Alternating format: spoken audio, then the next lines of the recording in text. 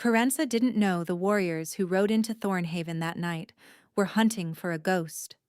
She didn't know the mark branded into their armor matched the one her mother had traced onto her palm 1,000 times before the fever took her. And she certainly didn't know that 3 whispered words would shatter the life she'd built from nothing and drag her into a war that had been waiting 17 years for her to speak. All she knew was that the herbs weren't going to grind themselves, and old Maven would box her ears if the poultices weren't ready by morning. The healer's cottage sat at the edge of the village, close enough to smell the tannery when the wind shifted wrong, far enough from the tavern to avoid the drunks who sometimes mistook her door for somewhere they belonged. Corenza worked by candlelight, her fingers stained green from yarrow and comfrey, her back aching from hunching over the worn wooden table. She was 17 winters old and had been Maven's apprentice for 5 of them, ever since the old woman found her half-starved and fever-wild in the forest, clutching her dead mother's hand. Maven had never asked questions. In return, Corenza had never offered answers. Some secrets were safer buried. The sound of hoofbeats made her pause, not the lazy clop of a farmer's mare or the hurried trot of a messenger. This was thunder, organized and relentless, the sound of many horses moving with military precision. Corenza set down her pestle and moved to the window. Torchlight flooded the village square. She counted 12 riders, maybe more, their horses midnight black and massive, bred for war rather than travel. The men themselves were harder to see, wrapped in dark leathers and traveling cloaks, but she caught the glint of weapons at their hips and the rigid posture of soldiers who expected trouble. The insignia on their armor made her blood freeze, a crescent moon cradling a single flame. She knew that mark, had traced its lines in the dirt as a child while her mother whispered stories about the mountain kingdom, about the wolves who ruled there, about the fire that burned in their veins. The Valdres wolves, she breathed. No one from Valdres had crossed into the borderlands in over a decade. The mountain pack kept to themselves, their alpha rumored to be as cold and unyielding as the peaks he ruled. For them to ride this far south, this openly, something was very wrong. Or very desperate. Corenza should have stepped back from the window, should have snuffed her candle and pretended she'd seen nothing. That was the smart thing, the safe thing, the thing her mother had drilled into her since before she could walk. Stay hidden, stay small, never let them see what you are. Instead, she watched as the lead rider dismounted. He was tall, broad-shouldered, moving with the kind of controlled grace that spoke of violence held carefully in check. When he pushed back his hood, the torchlight caught features that seemed carved from stone. A hard jaw, sharp cheekbones, dark hair cropped close at the sides but longer on top. His eyes scanned the square with predatory focus, missing nothing. Those eyes found her window. Corenza jerked back, heart slamming against her ribs. Had he seen her? The candle was still burning. She'd been standing right there like a fool. A knock rattled Maven's front door. For a moment, Corenza couldn't move. Then training took over. She grabbed the pestle, the closest thing to a weapon, and crept toward the entrance. "Healer's cottage is closed until dawn," she called through the wood, keeping her voice steady. "If someone's injured, leave them on the step and I'll open the door." The voice was deep, commanding, the kind that expected obedience without question. "We're not here for healing." Corenza's grip tightened on the pestle. "Then you've got no business with us." A pause, then, quieter, almost amused. "You've got courage, little wolf. I'll give you that." Before she could respond, the door swung inward. Corenza stumbled back, raising the pestle uselessly as the warrior from the square stepped inside. Up close, he was even more imposing, filling the doorway, bringing the smell of pine and wood smoke and something else. Something wild that made her wolf stir for the first time in years. His eyes swept over her, clinical and assessing. They snagged on her wrists, her neck, and the strip of skin visible above her collar. "Where's the healer?" he demanded. Away. Birthing in the next village. Corenza forced herself to hold his gaze. I'm her apprentice. Whatever you need, we need information. He reached into his cloak and withdrew a folded piece of parchment. When he spread it open, Corenza saw a drawing, detailed and precise. A birthmark. Curved lines forming a crescent moon cradling a single flame, the same symbol on their armor, but organic, natural, the kind of mark someone was born with rather than chose. We're searching for anyone who bears this mark, the warrior said, or anyone who's seen it. The Alpha King offers 1,000 gold pieces for information leading to— My mother had that mark, Corenza whispered. The words escaped before she could stop them, pulled from somewhere deep and instinctive, from the child who'd traced those lines on her mother's shoulder blade and asked what they meant. The warrior went rigid. Behind him, every soldier in earshot turned to stone.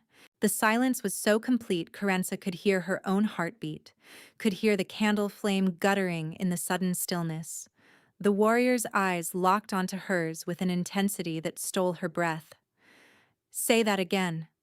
Corenza's instinct screamed at her to run, to lie, to do anything except stand here beneath this stranger's burning gaze and repeat the words that had just condemned her. But it was too late for that.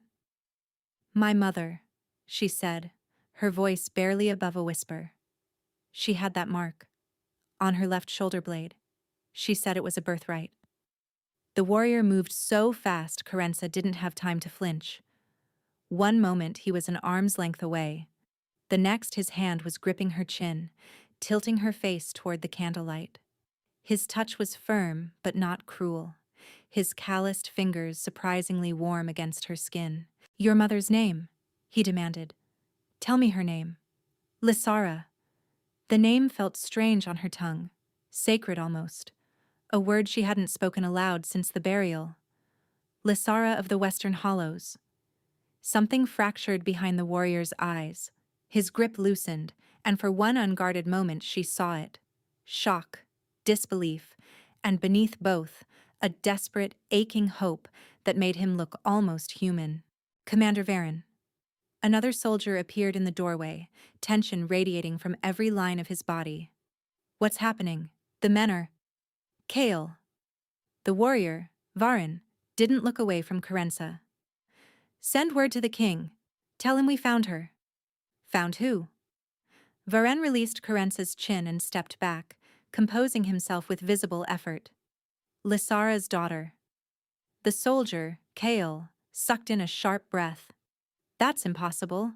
Lysara died 17 years ago. The entire bloodline was— Apparently not.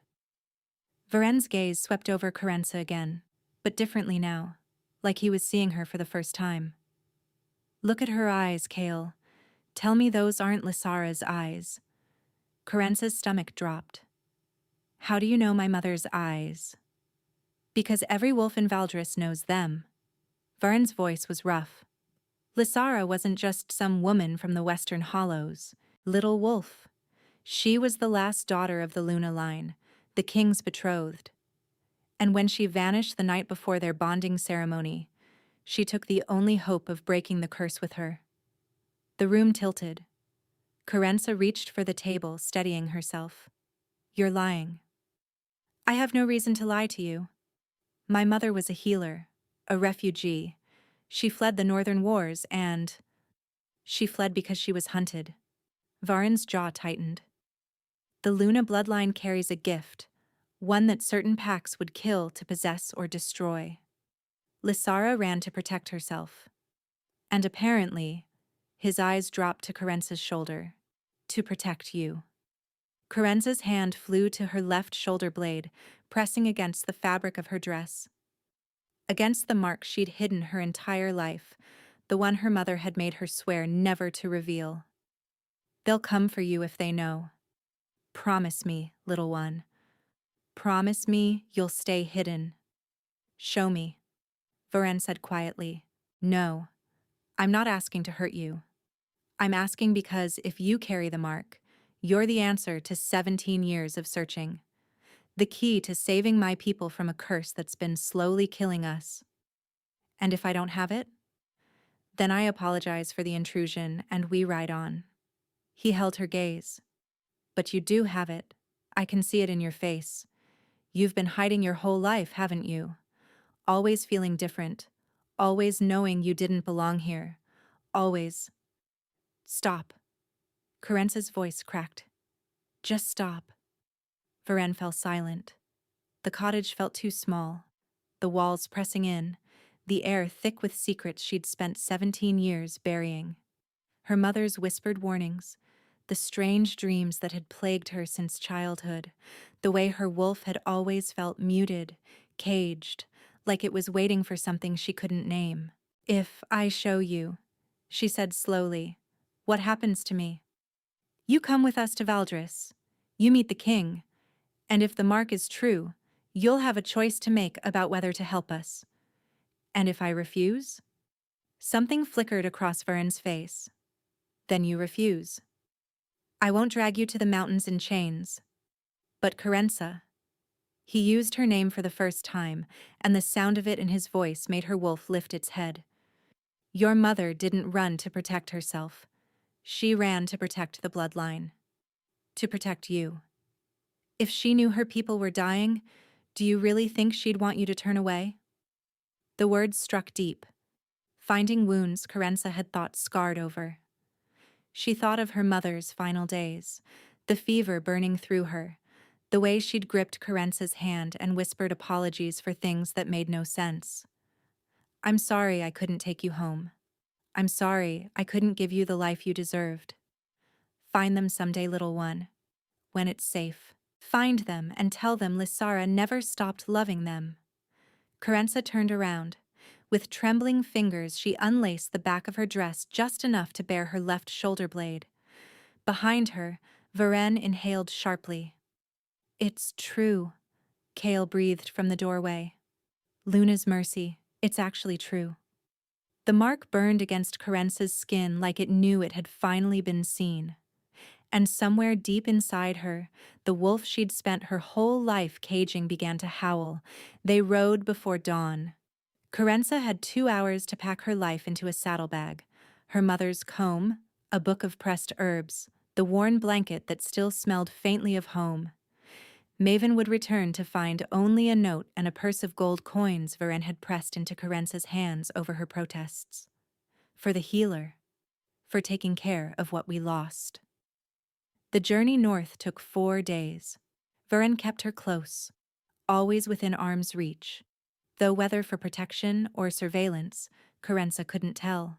He spoke little, but she caught him watching her when he thought she wasn't looking, his expression unreadable. The other soldiers treated her with cautious reverence, stepping aside when she passed, lowering their eyes when she caught them staring. It made her skin crawl. They think you're sacred, Kale explained on the 3rd night when they camped at the base of the mountains. He was younger than Varen, with copper-streaked hair and an easier smile. The Luna bloodline hasn't produced an heir in 2 generations. Most of us thought the line was extinct. I'm not sacred. I'm a healer's apprentice who's good at grinding herbs. Kale's smile flickered. You might want to stop saying that before we reach the castle. The court has certain expectations. The court can choke on their expectations. He laughed, surprised and genuine. Lysara's daughter indeed. The mountains rose around them like sleeping giants, their peaks crowned with snow that glowed pink in the fading light. Corenza had never seen anything so beautiful or so terrifying. On the 4th morning, they crested a ridge, and Valdris spread before her. The city was carved into the mountain itself, tiers of dark stone rising toward a castle that seemed to grow from the peak like a natural formation. Waterfalls cascaded down cliff faces, catching rainbows in their mist. Smoke rose from 1,000 chimneys, and even from this distance, Corenza could see people moving through the streets, living their lives in this impossible vertical kingdom. Home, Varen said beside her. It was the most emotion she'd heard in his voice since the cottage. It's beautiful. It's dying. He nudged his horse forward. Come, the king is waiting. The ride down into the city took another hour. People stopped to stare as they passed, whispers spreading like wildfire. The commander returns. Who is that girl? Did you see her eyes? She looks like... Corenza kept her gaze forward, her spine straight, refusing to shrink under the scrutiny. The castle gates opened to receive them, and she entered a world of polished stone, flickering torches, and tapestries depicting wolves running beneath crescent moons. Servants appeared to take the horses. A woman in gray robes approached with a bow. The king has requested an immediate audience, she said, her eyes curious but carefully neutral. If you'll follow me. Corenza glanced at Varen. He nodded once, something almost like reassurance in his expression. I'll be right behind you. She followed the servant into the heart of the mountain, and with every step, she felt her old life falling away like dead leaves, making room for something new, something terrifying, something that had been waiting for her since the moment she was born. The throne room was not what Corenza expected. She'd imagined cold stone and harsh judgment, a king on a distant dais looking down at her like she was something to be examined and discarded. Instead, she found warmth. A fire roared in a massive hearth. Cushioned benches lined the walls, and the man who rose from the throne as she entered looked less like a king and more like someone who hadn't slept in years. He was younger than she'd imagined, perhaps 30 winters, with dark hair that fell across his forehead and eyes the color of slate beneath thunderclouds. Handsome in a haunted way, all sharp edges and shadows. But it was the way he moved that caught her attention, careful, deliberate, like every step cost him something. Leave us, he said. The command was soft, but every guard and servant in the room obeyed instantly. Only Varen remained, stationing himself by the door. The king descended the steps from his throne, and Corenza forced herself to hold her ground as he approached. Up close, she could see the lines of exhaustion carved into his face, the slight tremor in his hands, the way his breathing seemed labored despite the short distance. He stopped an arm's length away, studying her with an intensity that made her wolf pace restlessly. You have her eyes, he said finally. Lysara's eyes. I'd know them anywhere. So I've been told? The corner of his mouth twitched. You're not afraid of me. Should I be? Most people are. He circled her slowly, and she felt his gaze like a physical weight. The mark. May I see it? Corenza hesitated. Bearing herself to Varen in the cottage had been necessary, survival instinct overriding modesty. But this felt different. More intimate somehow. I won't touch you, the king added quietly, not without permission. Something about the way he said it, not a concession but a genuine promise, made her turn. She heard his sharp intake of breath when he saw it. Identical, he murmured. The exact same mark Lysara bore. He moved around to face her again, and this time there was something raw in his expression. Do you know what this mark means? Varen said something about a curse, a dying kingdom. Varen is a master of understatement. The king walked to a table near the hearth, where several objects lay spread across dark cloth. 17 years ago, the night before your mother was to become my father's queen, she vanished. That same night, a rival pack attacked our borders. They couldn't defeat us militarily, so they used blood magic instead. He picked up a small vial, dark liquid swirling inside. They cursed the royal bloodline. Every alpha born to Valdris would weaken with each passing year, their wolf fading, their body failing. My father lasted 8 years before the curse took him. I've lasted 9. He set down the vial. I have perhaps a year left. Maybe less. Corenza's throat tightened. And my mother's mark? The Luna line carries the only magic strong enough to break blood curses. Your mother was our salvation, and she ran. His voice held no accusation, only weariness. I don't blame her. She was 16, terrified, and the people who cursed us were hunting her specifically. But her flight left us with no hope. Until now. Until now. He held her gaze. Your name. Varin didn't tell me. Corenza. Corenza. He spoke it carefully, like he was memorizing the shape of it. I am Brennan, Alpha King of Valdris, and I am asking, not commanding, for your help. She approached the table drawn by the objects laid across it. A torn piece of fabric, a tarnished ring, a lock of dark hair tied with thread. What are these? Items connected to the curse, to the ones who cast it. Brennan watched her carefully. Your mother's gift wasn't just the mark. The Luna line could read objects, see the memories trapped within them. If you've inherited that ability, I have. The admission came easier than she expected. I've always been able to feel things when I touch them. My mother taught me to suppress it. Can you control it? Corenza reached for the ring without answering. The moment her fingers closed around the cold metal, the world dissolved. A chamber lit by black candles. A man in ceremonial robes, his face twisted with hatred. He's chanting in a language that hurts to hear, blood dripping from his palms onto a stone altar. Another man stands beside him, younger, watching with cold satisfaction. The Valdris wolves will rot from within, the robed man snarls. Their alphas will wither, their line will end, and when they're weak enough, we'll take everything they have. The younger man smiles. And the Luna girl? Dead by dawn. My assassins are already... Corenza gasped, dropping the ring.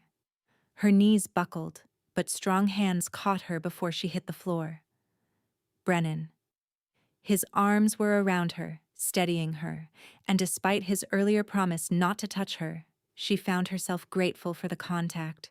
His wolf's presence pressed against hers, warm and surprisingly gentle. What did you see? Two men, one casting the curse, one watching. She struggled to catch her breath. The one watching, he was younger. He said something about taking everything you have when you're weak enough. Brennan's expression hardened. Did you see his face? Dark hair, a scar through his left eyebrow, and his eyes were strange, almost golden. Varin cursed from the doorway. That's Lord Mathis. He sits on the King's Council. Brennan released Corenza slowly, his jaw tight. Mathis's family has served Valdris for generations. His father was my father's closest friend. His father might have been loyal, Corenza said, her voice steadier now. His son isn't. I saw it, Brennan. He was there when the curse was cast. He's been waiting 17 years for you to weaken. The fire crackled in the silence, and somewhere in the castle, a traitor walked freely among them.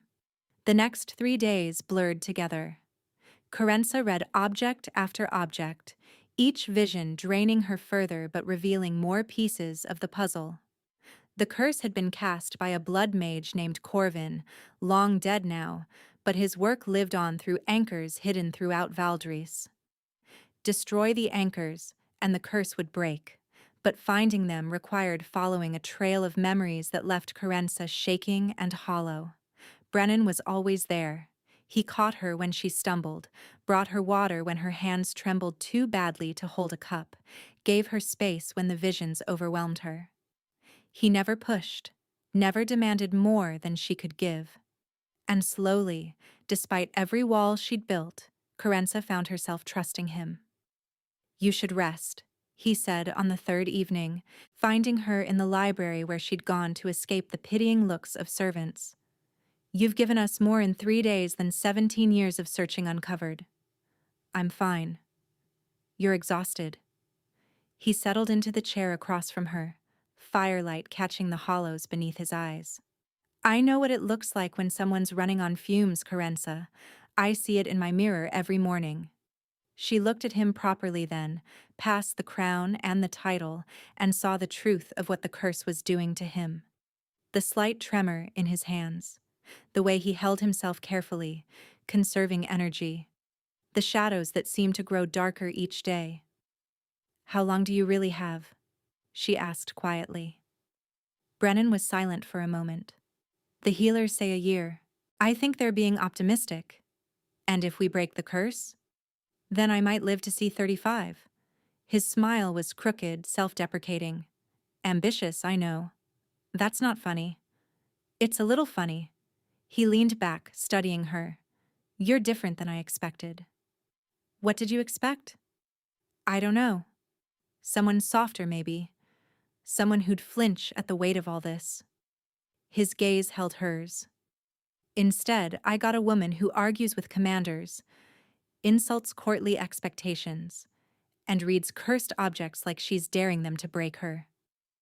Before we continue, please take 2 seconds to like this video. Corenza felt heat rise to her cheeks. "I'm just trying to survive." "You're doing more than that." Brennan's voice dropped, rougher now. "You're saving us. You're saving me. And I don't think you have any idea how remarkable that makes you." The air between them shifted, charged with something that had been building since the moment she'd first seen him descend from that throne. Corenza's wolf stirred, pressing toward him with an urgency that startled her. "Brennan." "I know." He closed his eyes briefly. "I know I shouldn't feel this way. You've been here 3 days. You didn't ask for any of this, and I have no right to—" "Feel what way?" His eyes opened, storm gray and burning. "Like you're the first real thing I've felt in years. Like my wolf knows something I'm only beginning to understand." He laughed softly, humorlessly. "Like I'd rather die breaking this curse than live another day knowing I sent you away." Corenza's pulse quickened, heat flooding her cheeks. She thought of every lesson her mother had taught her about powerful men and their pretty words, about how vulnerability could be a weapon, how charm could be a trap. She'd spent 17 years learning to guard herself against exactly this, but Brennan wasn't trying to manipulate her. She could see it in the way he held himself, tense and waiting, braced for rejection. He was handing her a blade and trusting her not to use it against him. "My mother told me to stay hidden," she said softly. "She said if they found me, they'd use me, that I'd never be free." She was right to be afraid. The world she fled was dangerous. Brennan's voice was gentle. "But I'm not going to use you, Corenza. When this is over, when the curse is broken, whether that takes days or weeks, you can walk away. I'll give you gold, protection, safe passage anywhere you want to go. No obligations, no chains. And if I don't want to walk away?" The question escaped before she could stop it. Brennan went very still. "Then I would spend every day of whatever time I have left proving you made the right choice." Corenza rose from her chair, crossed the small space between them, and before her courage could fail her, she leaned down and pressed her lips to his. He responded instantly, one hand coming up to cradle the back of her head, the other gripping the arm of his chair like he was restraining himself from pulling her closer. The kiss was gentle at first, questioning, and then deeper as she answered, her fingers curling into the fabric of his shirt. When they finally broke apart, both breathing hard, Brennan pressed his forehead to hers. "I've been dying for 9 years," he murmured, "and I've never once felt as alive as I do right now." "Then stay alive." Her voice was fierce. "Break this curse with me, and when it's done, ask me properly." "Ask you what?" "To stay, to choose this, to choose you." His breath caught. "And you'll consider it?" "I'll do more than consider it." She kissed him again, softer this time. "But first, we have a traitor to catch and a curse to break."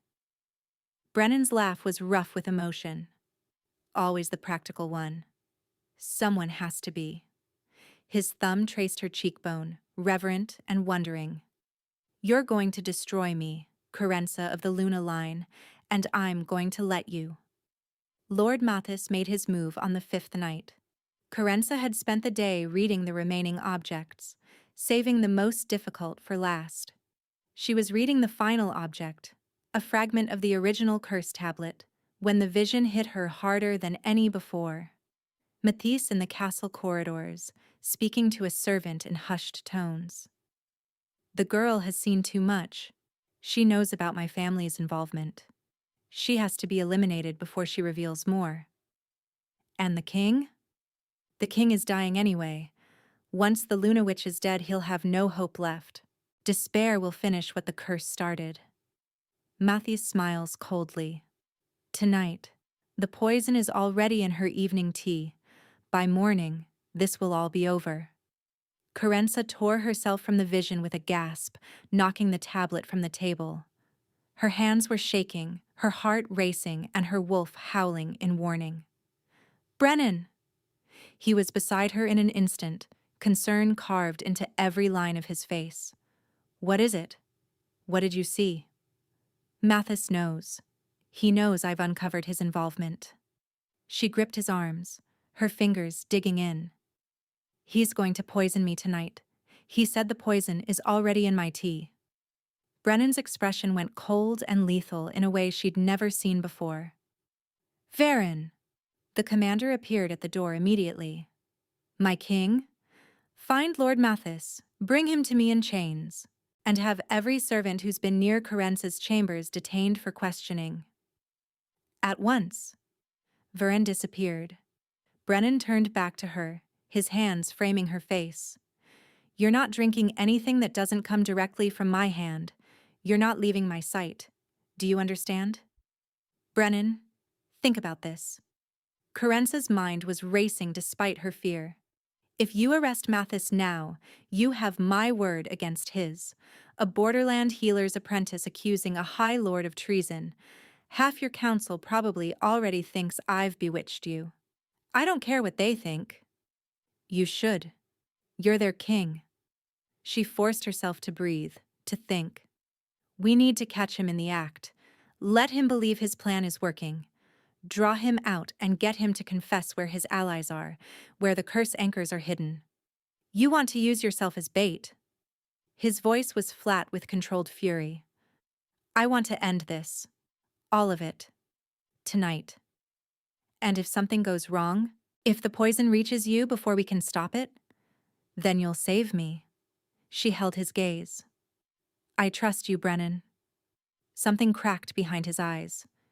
You shouldn't. I'm not fast enough. Not strong enough. The curse has taken too much. You're strong enough. She kissed him, brief and fierce. You've been holding this kingdom together through sheer will for 9 years. You can hold on one more night. Brennan pulled her close, his arms wrapping around her like he could shield her from everything with his body alone.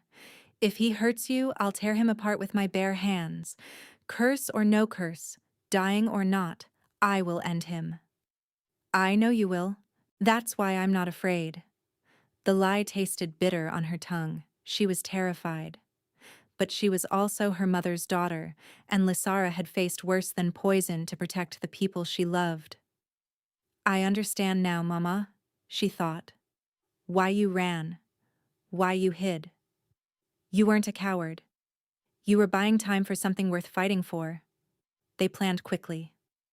Corenza would return to her chambers and pretend to drink the poisoned tea. Varen's men would be hidden nearby, ready to move the moment Mathis revealed himself. Brennan would stay close, closer than protocol allowed, because nothing short of death would keep him away. One more thing, Brennan said as she prepared to leave. He pulled a ring from his smallest finger, silver set with a moonstone that seemed to glow with inner light. This was your mother's. She left it behind the night she fled. He pressed it into Corenza's palm. She would have wanted you to have it. Corenza's eyes burned. The ring was warm against her skin, thrumming with memories she'd explore later, when there was time, when she wasn't walking toward a trap of her own making. I'll give it back, she said. When this is over. Keep it. Brennan's voice was rough. Keep it and come back to me. That's all I ask." She slipped the ring onto her finger and walked into the darkness. Corenza's chambers felt different in the darkness. Every shadow held menace. Every creak of the floorboards made her wolf bristle. The tea sat on her bedside table, innocent-looking, steam still curling from its surface.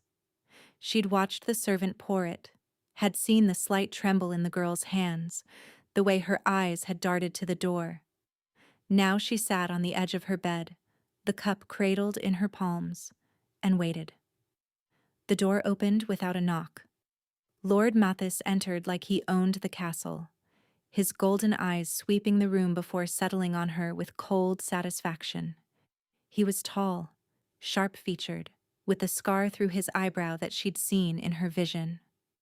Up close, he radiated the kind of cruelty that came from generations of believing oneself untouchable. "Lady Corenza." His smile didn't reach his eyes. "I heard you weren't feeling well. I came to check on our honored guest." "How thoughtful." She kept her voice steady. "The healers brought tea." "Did they?" His gaze flicked to the cup. "You should drink it. Tea is wonderful for settling nerves." "I was just about to." She raised the cup to her lips. Mathis watched with barely concealed eagerness, his body leaning forward almost imperceptibly. This was the moment he'd been waiting for. 17 years of planning, and it all came down to a single sip. Corenza lowered the cup without drinking. "There's something I've been wondering," she said conversationally. "When you watched Corvin cast the curse, did you know it would take this long? Or did you expect the Valdris line to fall faster?" Mattis's expression flickered. "I don't know what you're talking about." "I saw you." Corenza set the cup aside. "In the vision. You were standing beside the blood mage, smiling while he condemned an entire bloodline to slow death. You called it taking everything they have?" The mask of civility cracked. "You shouldn't have seen that. And yet I did." She stood slowly. "Just like I saw you ordering my death tonight. The poison in the tea. The plan to let despair finish what the curse started." Mathis moved fast, drawing a knife from his sleeve. "Then you know too much to leave this room alive." "I was counting on that." The door burst open. Varen and 6 warriors flooded into the chamber, swords drawn. Brennan came behind them, moving slower but with deadly intent burning in his eyes. Mathis spun, knife still raised, and found himself surrounded. "Lord Mathis." Brennan's voice was ice. "You stand accused of treason, conspiracy to murder, and crimes against the crown. Drop your weapon." "You're dying anyway, boy." Mathis's composure shattered into something ugly. "Your father was weak, and you're weaker. The curse will finish you within the year. And then what? Your kingdom falls to chaos while you rot in the ground." "Maybe." Brennan stepped closer, unflinching despite the knife. "But I'll rot knowing I stopped you first." Mathis lunged. Not at Brennan, but at Corenza, the knife arcing toward her throat in a desperate final strike. If he couldn't escape, he'd take her with him. Time seemed to slow. Corenza saw the blade coming, saw Brennan's face contort with horror, saw Varen moving too slowly to intercept. Her wolf surged forward with instincts she didn't know she possessed. She caught Mattis's wrist. The contact sent a vision slamming through her, involuntary and overwhelming. But this time, she didn't fight it. She let the power flow backward, pouring every memory she'd gathered into him, the curse being cast, his complicity witnessed, his plans exposed, all of it flooding his mind in a torrent of undeniable truth. Mathis screamed. He dropped the knife, clutching his head, and crumpled to the floor. When he looked up, his golden eyes were wild with terror. "What did you do to me?" "I showed you what I see." Corenza's voice was steady despite her shaking hands. "Every secret, every sin, all of it, living in your head now, the way it's been living in mine." Brennan was beside her instantly, his arm wrapping around her waist, steadying her. Are you hurt? No. She leaned into him. But he will be, for the rest of his miserable life.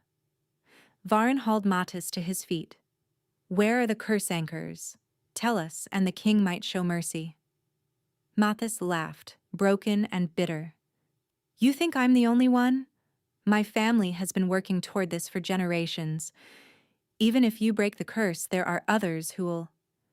Let them come. Brennan's voice cut through like a blade. I'll face them all. But first, he nodded to Varin. Take him to the dungeons. We'll get the anchor locations from him one way or another. As the warriors dragged Mathis away, Corenza sagged against Brennan's chest. You caught his wrist, he murmured into her hair. I've never seen anyone move that fast. I didn't think. I just acted. You're Wolf. He pulled back to look at her, wonder in his expression. It's not muted anymore, is it? Corenza felt it then, truly felt it for the first time in her life. Her wolf, no longer caged, no longer hidden, but fully awake and thrumming with power she'd never known she possessed. No, she breathed. It's not. Brennan smiled, genuine and warm despite the chaos around them. Welcome home, little wolf. They found the curse anchors within 2 days. Mathis broke under questioning, revealing 5 locations scattered throughout Valdris where blood magic had been bound to stone and bone. Varen led teams to destroy each one while Corenza guided them through visions, pinpointing exactly where the dark artifacts were hidden. When the last anchor shattered, Brennan gasped. Corenza was beside him in the war room when it happened. She watched the color flood back into his face, watched his hands steady, and watched him straighten like a weight had been lifted from his shoulders. It worked. Kale breathed from across the table. Luna's mercy. It actually worked. Brennan looked at his hands, turning them over like he was seeing them for the first time. Then he looked at Corenza, and the emotion in his eyes made her heart stutter. You did this, he said softly. You saved me. Saved all of us. We did it together. No. He crossed to her, cupping her face in hands that no longer trembled. I've been searching for 17 years, sent hundreds of scouts, spent fortunes on trackers and mages, and found nothing. You've been here 8 days, and you broke an unbreakable curse. His thumb traced her cheekbone. You're extraordinary, Corenza. I'm just a healer's apprentice. You're the woman I love. The words hung in the air between them. Corenza felt the air leave her lungs. Brennan. I know it's too soon. I know I promised you could walk away. And I meant it. You can have gold, safe passage, anything you want. His voice roughened. But I need you to know that these 8 days have been the best of my life. Not because you saved me, but because you challenged me, laughed at me, kissed me like I was worth something more than a dying crown. Tears burned her eyes. You are worth more than that. Then stay. The word was a prayer. Not because of duty or destiny or any of the reasons the court will whisper about. Stay because you want to. Because this, he pressed her palm to his chest, where his heart beat strong and steady. Feels like home to you, the way it does to me. Corenza thought about the life she'd left behind. The healer's cottage, the grinding herbs, the crushing weight of merely existing. She thought about her mother's warnings, all those years of hiding all that fear. And she thought about how none of it had prepared her for this. A king who asked instead of demanded, who offered freedom in the same breath as forever, who looked at her like she'd hung the stars. My mother ran from this place, she said slowly. She spent her whole life hiding, protecting me from a destiny she thought would destroy me. Brennan's expression tightened with pain. I understand. If you need to go, let me finish. She smiled through her tears. She ran because she was 16 and terrified and alone. But I'm not 16. I'm not alone. And I'm done being terrified of something this beautiful. Hope flickered in his eyes. Corenza? I'm staying. She rose on her toes and kissed him, soft and certain. I'm choosing you, Brennan of Valdres, today and tomorrow, and every day you'll have me. He made a sound somewhere between a laugh and a sob, crushing her against him, burying his face in her hair. I'll have you forever if you'll let me. Forever sounds like a good start. When he finally pulled back, his eyes were wet, but his smile was radiant. Marry me. Is that a command, Your Majesty? It's a plea.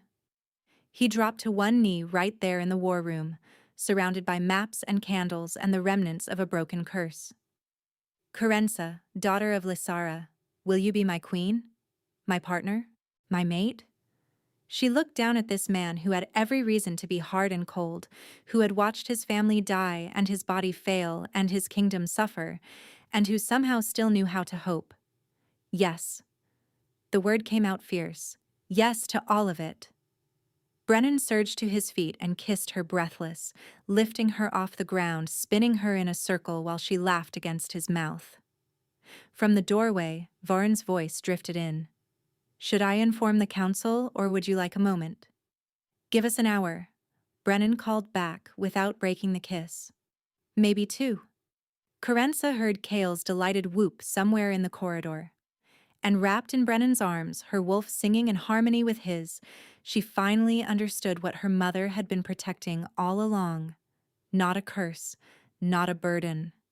A chance at something extraordinary. The bonding ceremony took place under the first full moon of spring. The entire kingdom gathered in the great courtyard, torches blazing against the night, as Corenza walked toward the man who had become her whole world. She wore silver silk that seemed to glow in the moonlight, her mother's ring on her finger, the Luna mark visible through the open back of her gown for all to see. Brennan waited at the altar, dressed in the deep blue of Valdres royalty, looking healthier and stronger than anyone had seen him in years. When his eyes found hers, everything else faded away. The high priestess spoke the ancient words, binding wolf to wolf, soul to soul. Corenza and Brennan exchanged vows they'd written themselves, promises of partnership and choice and love freely given. I spent my life hiding, Corenza said, her voice carrying across the silent crowd. Afraid of what I was, of what I could do. You showed me that my gift wasn't something to fear. You gave me a home. You gave me a pack. You gave me you. She smiled through tears. I choose you, Brennan, every day, in every way, for the rest of our lives.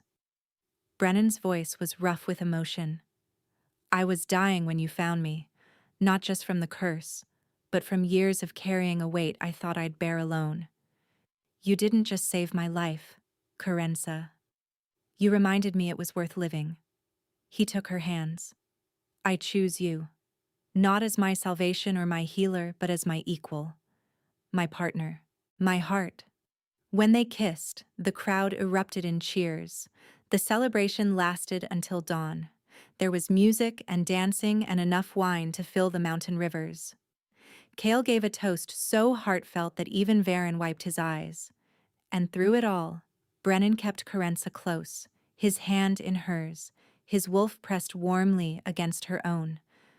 Later, in the quiet of their chambers, he traced the mark on her shoulder blade. Do you ever wonder what would have happened if Varen hadn't found you? Sometimes. She turned in his arms. I'd still be grinding herbs, hiding from a destiny I didn't understand. And I'd be dead within the year. But that's not what happened.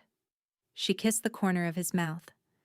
You sent warriors into a tiny borderland village, and one of them knocked on a healer's door and everything changed. Brennan smiled. Best decision I ever made? Second best. She grinned.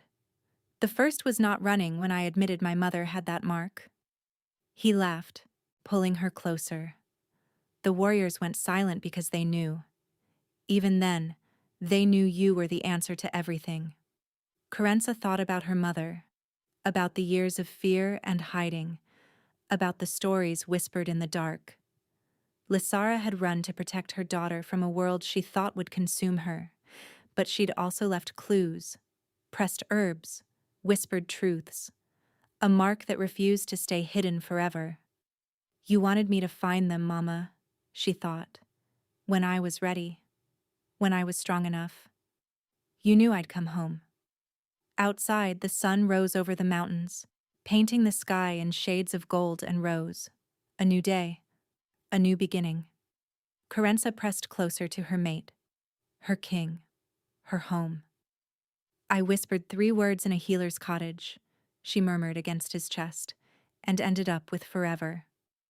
Brennan kissed the top of her head. Best trade I've ever heard of. She smiled, content and whole, and finally free. Where are you listening from? Let's meet in the comments. I love hearing your thoughts. And if you'd like to support me, please subscribe. It's free, and it helps more people hear these stories.